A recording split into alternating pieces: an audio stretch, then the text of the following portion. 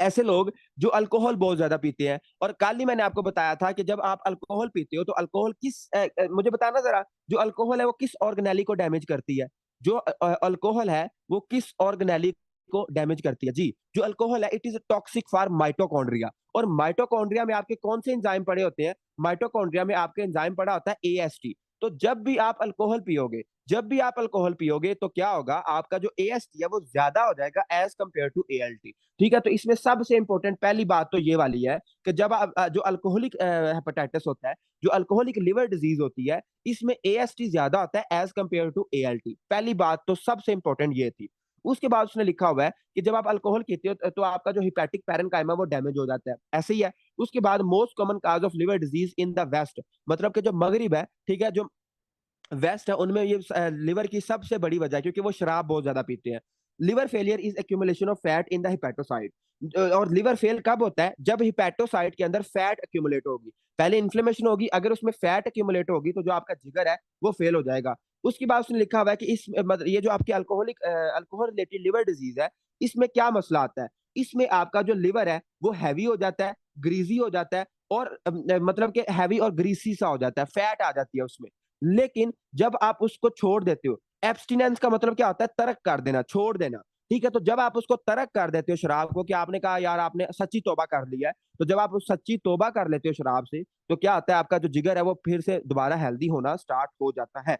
उसके बाद उसने लिखा हुआ है कि जो अल्कोहलिक हेपेटाइटिस है it is result from chemical injury. देखिए, इधर मैं ज्यादा डिटेल में इसलिए नहीं जा रहा क्योंकि जब हमने बायोकेमिस्ट्री पढ़नी है ना, तो बायोकेमिस्ट्री में पूरे पेज पे उसने सिर्फ हमें यह बताया हुआ है कि जब आप अल्कोहल पीते हो तो अल्कोहल आपकी बॉडी में क्या क्या काम करती है, जो अल्कोहल है वो आपकी बॉडी में क्या क्या चेंजेस लाती है। तो इस वजह से यहाँ टाइम जाया करने की कोई जरूरत नहीं है, हम इसको बायो कैम में पढ़ेंगे कि जब आप अल्कोहल का एक पैग तो लगा लेते हो, लेकिन जो अल्कोहल होती है वो आपकी कहाँ कहाँ पे जाके कौन कौन से रिएक्शन को डिस्टर्ब करती है जिसकी वजह से आपको सिम्टम्स आते हैं। ठीक है, तो इसको हम बायोकैम में पढ़ेंगे। फिलहाल आपने यही याद रखना है कि जब आप अल्कोहल पीते हो तो अल्कोहल आपकी माइटोकॉन्ड्रिया के लिए खतरनाक है। और माइटोकॉन्ड्रिया में जो आपके एंजाइम होते हैं वो कौन से होते हैं? That are your AST. That are your AST. तो जब भी हम अल्कोहल पियेंगे तो हमारा जो एएसटी है वो ज्यादा रेज हो जाएगा एज कम्पेयर टू एएलटी। और alcoholic hepatitis result from chemical injury. और उसके अलावा उसने लिखा हुआ है, देखिए, जो आपका अल्कोहल है अल्कोहल टूटता है एस्टेल्डिहाइड में। ये हम पूरा रिएक्शन पढ़ेंगे एक बायोकेम में। फिलहाल जब आपने मेरे ऊपर यकीन रख ले कि जो अल्कोहल है, अल्कोहल आपका टूटता है, एक बाय प्रोडक्ट होता है और उसको हम कहते हैं एसिटैल्डिहाइड।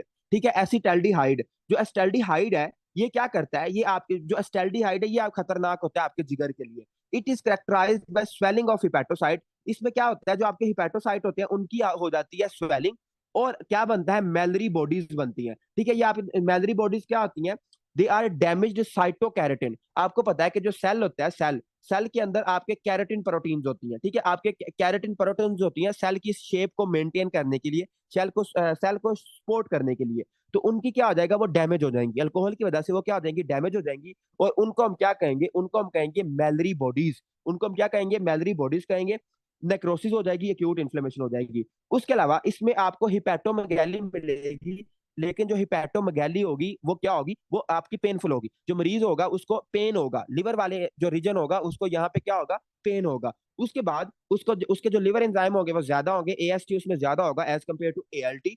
उसके अलावा उस इसकी मतलब अगर आप बहुत लंबे अरसे तक, करते हो अल्कोहल पीते हो, तो आपको क्या हो जाएगा? आपको सिरोसिस हो सकती है। ठीक है, आपका जो लिवर है उसकी परमानेंट फिब्रोसिस हो जाएगी क्योंकि बार बार इंफ्लेमेशन होगी, बार बार हीलिंग होगी। Chronic alcohol induce liver damage occurs at 10 to 20% of alcoholics. अच्छा, एक और चीज रह गई है इसमें। अच्छा, उसने एक ना चीज लिखी हुई है, इसको जरा समझ लें, ये आपके काम आएगी। उसने लिखा हुआ है कि generally seen with binge drinking. Binge drinking का पता है किसी को? बिंज ड्रिंकिंग हम किसको कहते हैं? देखें, बिंज ड्रिंकिंग हम किसको कहते हैं, इसको लिख लें अपनी बुक पे, ये बहुत इंपॉर्टेंट कॉन्सेप्ट है। जो बिंज ड्रिंकिंग है, बिंज ड्रिंकिंग हम किसको कहते हैं? बिंज ड्रिंकिंग, अगर आप बिंज ड्रिंकिंग करते हो तो आपका जो लिवर है वो डैमेज हो जाएगा, आपका जो जिगर है वो खराब होगा। इसमें क्या रोल है? देखिए, जो मर्द हजरात हैं, ठीक है, जो मर्द हजरात हैं, अगर ये क्या करते हैं, अगर ये चार से पांच, मतलब more than 4 to 5 drinks per day. ठीक है, more than 4 to 5 drinks per day, एक दिन में 4 से 5 ड्रिंक से ज्यादा लेते हैं। दोबारा सुने, अगर मर्द हजरात चार से पांच ड्रिंक्स एक दिन में ज्यादा लेते हैं तो इसको हम कहते हैं बिंज ड्रिंकिंग, और ये खतरनाक होती है। इससे कम कम आपको जायज है, इससे ज्यादा जायज नहीं है।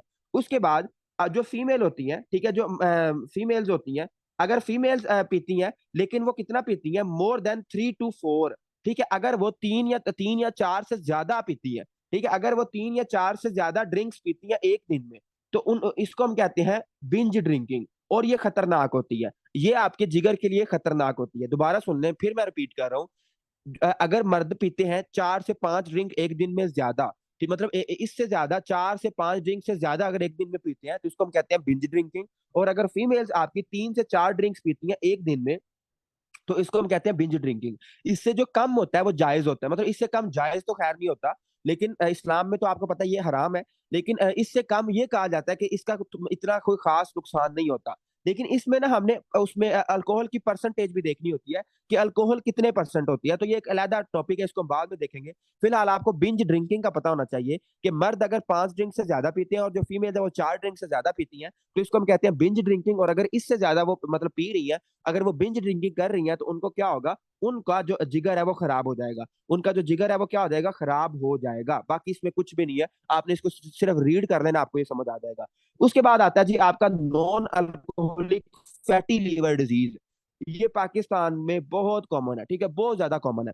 मतलब कि आपने देखा होगा, इवन कि मैं एक रिसर्च पढ़ रहा था, उसमें उसने लिखा हुआ था, ठीक है, उसमें उसने लिखा हुआ था कि little bit alcohol is best by अलीव सार। ठीक है, अलीव सार कहते हैं कि little bit alcohol is best. यार ये कज्जे बस ऐसे ही है, इनका इस्लाम से कोई लेना देना नहीं है, तो इनको अब क्या ही बंदा समझाए। और मैंने सुना है कि जो अलीव सार है, खैर हमने तो नहीं उनसे पढ़ा, लेकिन मैंने सुना है कि वो बड़े खतरनाक टीचर है। तो खैर अपना अपना एक्सपीरियंस होता है। और अच्छा, मैं आपको बता रहा था कि पाकिस्तान में आपको पता है कि हमारी फूड की वजह से, हमारे खानों की वजह से, ठीक है, हमारे खानों की वजह से जो हमारे जिगर है वो हमारे पेट पे चर्बी आ जाती है। और जब हमारे पेट पे चर्बी आती है तो पाकिस्तान में उसने एक मैं रिसर्च पढ़ रहा था कि 70 to 80% जो हमारे मिडिल एज्ड मैन है या मिडिल एज्ड वुमेन है, they are patient of fatty liver disease. ठीक है, जो उनका लिवर है उसमें फैट आ चुकी है, ठीक है, उसमें जो उसका जो लिवर है वो क्या हो चुका है, फैटी हो चुका है। तो आपने मतलब एक मोटापे वाला बंदा अगर अल्ट्रासाउंड कराएगा ना, तो अल्ट्रासाउंड पे कुछ लिखा ना, कुछ ना भी हो, लेकिन एक चीज लाजमी लिखी होगी कि यार इस बंदे का ना जो लिवर है वो फैटी है। ठीक है, तो जो फैटी लिवर होता है इसका कोई खास ट्रीटमेंट नहीं होता, इसको हम रिवर्स कर सकते हैं बाय एक्सरसाइज। ठीक है, तो इसको हम एक्सरसाइज के तरह रिवर्स कर सकते हैं। बाकी इसके अलावा इसका कोई खास ट्रीटमेंट नहीं होता। बाकी आप अपना मोटापा कंट्रोल किया करें, अपने पेट पे चर्बी ना आने दिया करें, क्योंकि हमने पढ़ा था एंडोक्राइनोलॉजी में कि जो सेंट्रल ओबेसिटी होती है, जो आपके पेट के ऊपर चर्बी होती है, ये सबसे बड़ा रिस्क फैक्टर है उसका इंसुलिन रेजिस्टेंस का। जो सेंट्रल ओबेसिटी है ये आपको क्या करती है, ये आपको वो कराती है, इंसुलिन रेजिस्टेंस कॉज कराती है, मतलब कि आपको शुगर हो जाती है, आपको डायबिटीज हो जाती है। तो सेंट्रल ओबेसिटी सबसे बड़ा रिस्क फैक्टर है, इसलिए अपने पेट और अपना मोटापे का ख्याल रखें। जी डॉक्टर जो अफान है वो तो कहते हैं कि कुछ भी ना खाओ। डॉक्टर अफान इतने ज्यादा एक्सट्रीमिस्ट हैं कि वो कहते हैं कि बस कुछ खाओ ही ना, पानी पियो और सो जाओ। ठीक है, तो वो समोसा और हर चीज का मना करते हैं, लेकिन वो एक्सट्रीम पे है। ठीक है, वो एक्सट्रीमिस्ट है, हर चीज वो मना कर देते हैं, तो ऐसा भी नहीं होता। वो बस अपना आपको पता ही है, सोशल मीडिया है तो ऐसे ही चलता है ये सिस्टम। अच्छा खैर, इसमें क्या होगा, फैटी चेंज होगा, hepatitis with cirrhosis that develop without exposure to alcohol. कि अल्कोहल के अलावा अगर आपका जिगर खराब हो जाता है तो इसको हम कहते हैं non alcoholic fatty liver associated with obesity. ये मोटापे के साथ जुड़ा होता है। जब भी आपको मोटापा होता है, आपके जिगर पे चर्बी आ जाती है, और इसको हम कहते हैं फैटी लीवर। ठीक है, इसको हम क्या कहते हैं, फैटी लीवर। और इसका डायग्नोज क्या होगा, इसमें आपका जो ALT है वो ज्यादा होगा। ठीक है, ALT ज्यादा होगा एज कम्पेयर टू AST। ठीक है, जो ALT है वो ज्यादा होगा एज कम्पेयर टू AST। अगर हम सेंट्रल ओबेसिटी को खत्म करें तो डायबिटीज ट्रीट कर सकते हैं।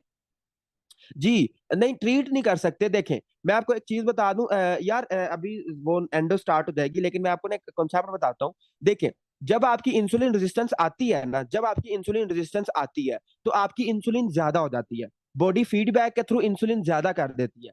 लेकिन आगे से तो रेजिस्टेंस है ना, रेजिस्टेंस की वजह से जो आपके इंसुलिन सेल्स हैं, जो बीटा सेल्स हैं, वो कहते हैं कि अब दफा हो जाओ। ठीक है, वो फिर जवाब दे देते हैं कि मेरा भाई सफेद जवाब है। तो पहले पहले ये बड़ा इंपॉर्टेंट MCQs भी है कि जब आपको इंसुलिन रेजिस्टेंस आती है तो इंसुलिन पहले ज्यादा हो जाती है। फिर बाद में कम होती है। ठीक है, पहले पहले जो आपके फीडबैक की वजह से जो इंसुलिन सेल्स हैं वो ज्यादा कर देते हैं इंसुलिन, लेकिन बाद में वो कम ही कर देते हैं। ठीक है, तो अगर आपको डायबिटीज हो गई है और थोड़ा अरसा गुजर गया सेंट्रल ओबेसिटी की वजह से, तो उसके बाद उसका कोई खास फायदा नहीं होता। लेकिन हाँ, एक चीज और है, जब आप एक्सरसाइज करते हो, तो हमने पढ़ा भी था एंडोक्राइन में कि जब आप एक्सरसाइज करते हो तो जो आपका ग्लूकोज अपटेक है बाय सेल्स वो ज्यादा हो जाता है। आपकी जो इंसुलिन की रेजिस्टेंस कम हो जाती है और ग्लूकोज अपटेक ज्यादा हो जाता है। ठीक है, तो ये खैर हमने एंडो में बड़ी इंटरेस्टिंग बातें की थी, हम एंडो दोबारा पढ़ेंगे तो दोबारा बात करेंगे। लेकिन फिलहाल इसमें अगर सेंट्रल ओबेसिटी अगर हम ठीक भी कर लेते हैं तो पेशेंट ठीक नहीं हो सकता, क्योंकि जो उसके अगर बीटा सेल्स खराब हो गए तो फिर उसका कोई हमारे पास तरीका नहीं है। अच्छा, उसके बाद आता है हमारे पास हीमोक्रोमाटोसिस। ठीक है, हीमाक्रोमाटोसिस क्या होता है, इसको जरा समझ लीजिए, बड़ा इंपॉर्टेंट टॉपिक है हीमाक्रोमाटोसिस। और ये इधर ही लिखा हुआ है, ये आपको काफी जगह पे इसका कॉन्सेप्ट मिलेगा, लेकिन ये आपने मतलब डिटेल हमने इस पे यहाँ पे पढ़नी है। तो इसको जरा देख ले, ये इंपॉर्टेंट टॉपिक है।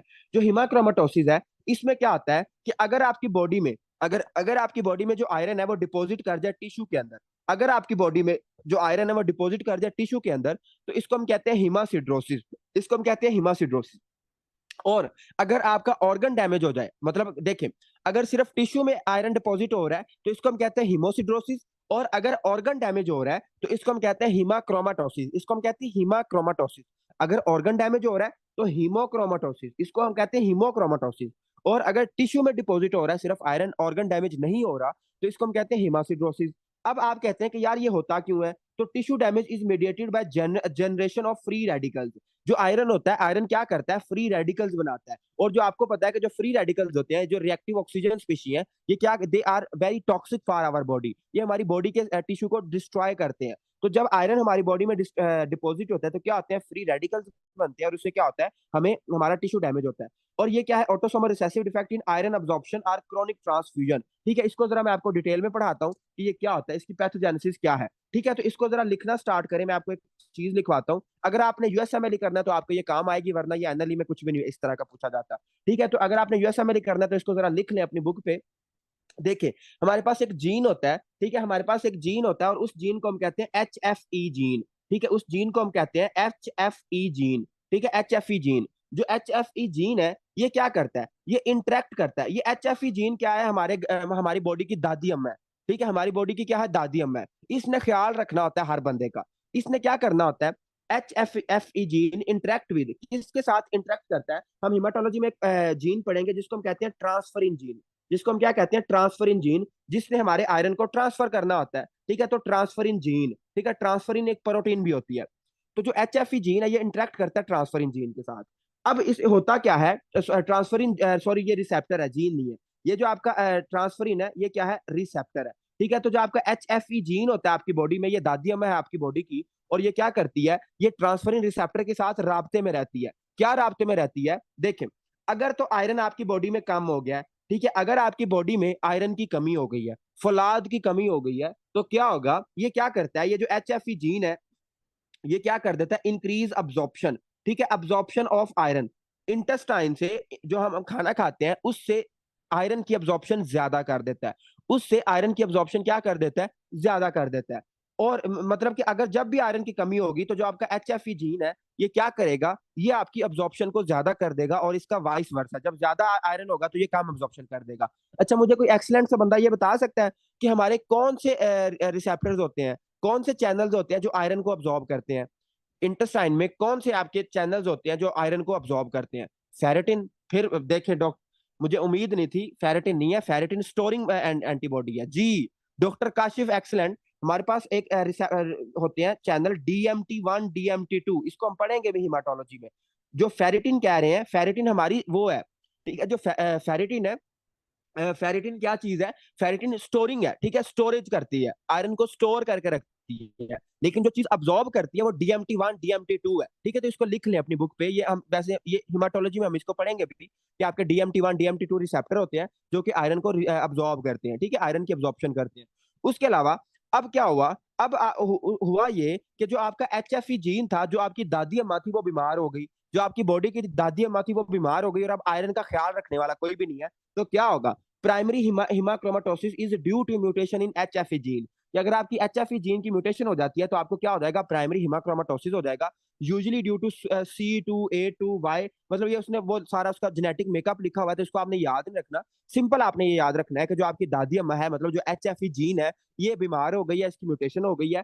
जो इसमें सिस्टीन था, जो इसमें सिस्टीन अमाइनो एसिड था, वो रिप्लेस हो गया है, किसके साथ रिप्लेस हो गया है, टायरोसिन के साथ, एट द पोजीशन ऑफ 282। इसको याद करने की कोई जरूरत नहीं है। ठीक है, सिंपल आपने ये याद रखना है कि एचएफई जो जीन है उसकी हो गई है म्यूटेशन। अब आप कहते हैं कि जब एचएफई जीन की म्यूटेशन होगी तो जो बॉडी होगी वो ज्यादा से ज्यादा आयरन को अब्सॉर्ब कर लेगी। जब ज्यादा से ज्यादा आयरन को अब्सॉर्ब करेगी तो आपको क्या हो जाएगा, हीमाक्रोमेटोसिस। आपकी बॉडी में आयरन ज्यादा हो जाएगा और आपको क्या हो जाएगा, हीमाक्रोमेटोसिस हो जाएगा। उसके बाद उसने लिखा हुआ है कि इसमें हमें ट्राइएड आता है। देखिए जो आयरन होता है, आयरन आपकी जिगर में डिपॉजिट हो जाता है, आपकी बाकी दूसरी स्किन पे डिपॉजिट हो जाता है, या आपके पैंक्रियाज में डिपॉजिट हो जाता है, तो ये क्या कराता है, ट्राइएड कॉज कराता है। उसने लिखा हुआ है कि सबसे पहले आपको क्या होगा, लिवर सिरोसिस होगी, आपका जिगर फेल हो जाएगा। उसके अलावा आपको सेकेंडरी डायबिटीज मेलिटस हो जाएगी। ठीक है, आपको क्या हो जाएगी, आपको डायबिटीज हो जाएगी। उसके अलावा आपको ब्रॉन्ज स्किन, ठीक है, जो आयरन होगा वो आपकी स्किन के अंदर डिपॉजिट कर जाएगा, इसको हम कहते हैं हिमाक्रोमेटोसिस। और इससे जो स्किन होती है वो ब्रॉन्ज हो जाती है, जिसको हम कहते हैं ब्रॉन्ज स्किन। तो अदर फाइंडिंग इंक्लूड, इसमें हमें डायलेटेड कार्डियोमायोपैथी मिलेगी, इसको हमने पढ़ा भी था। कार्डियक अरिथमिया, जो आपकी दिल की धड़कन है वो उल्टी टेढ़ी मेढ़ी सी हो जाएगी, इसको हम कहते हैं अरिथमिया। ठीक है, तो कार्डियक अरिथमिया मिलेगा। उसके अलावा जो आपका जो अगर वो मेल है तो मेल की क्या हो जाएगी, एट्रोफी। ठीक है, मेल की क्या हो जाएगी, जो टेस्टिस है, टेस्टिस की एट्रोफी हो जाएगी, जो टेस्टिस होंगे वो छोटे हो जाएंगे, तो इसको हम कहते हैं गोनेडल डिसफंक्शन, मतलब कि टेस्टिकुलर एट्रोफी। और जब आप उसका लैब कराओगे, जब आप उसकी लैब कराओगे तो जाहिर बात है उसकी बॉडी में आयरन ज्यादा है, तो जो उसमें स्टोरेज प्रोटीन है, अगर आपको इन लैब्स की समझ नहीं ना आती तो इसकी कोई मसला नहीं है। जब हम हिमाटोलॉजी पढ़ेंगे ना तो ये आपको लैब समझ आ जाएंगे, इसको हमने हिमाटोलॉजी में पढ़ना है। जो फेरिटिन होती है, फेरिटिन आपकी स्टोरेज प्रोटीन है, इसने आपके आयरन को स्टोर करना होता है। तो जाहिर बात है अगर आपकी बॉडी में आयरन ज्यादा है तो फेरिटिन ज्यादा होगा। ठीक है, फेरिटिन ज्यादा होगा। और हमने पढ़ा था हिमाटोलॉजी में, जब भी फेरिटिन ज्यादा होगा, फेरिटिन और टोटल आयरन बाइंडिंग कैपेसिटी का बिल्कुल उलट है। ठीक है, इनवर्स रिलेशन है। तो फेरिटिन और TIBC they are inversely related. तो अगर फेरिटिन ज्यादा होगा तो टोटल आयरन बाइंडिंग कैपेसिटी हमेशा हमेशा कम होगी। ठीक है, उसके बाद आपका सीरम आयरन भी ज्यादा होगा और आपकी सैचुरेशन भी क्या होगी, ज्यादा होगी। तो ये आपको लैब फाइंडिंग्स मिलेंगी। उसके बाद है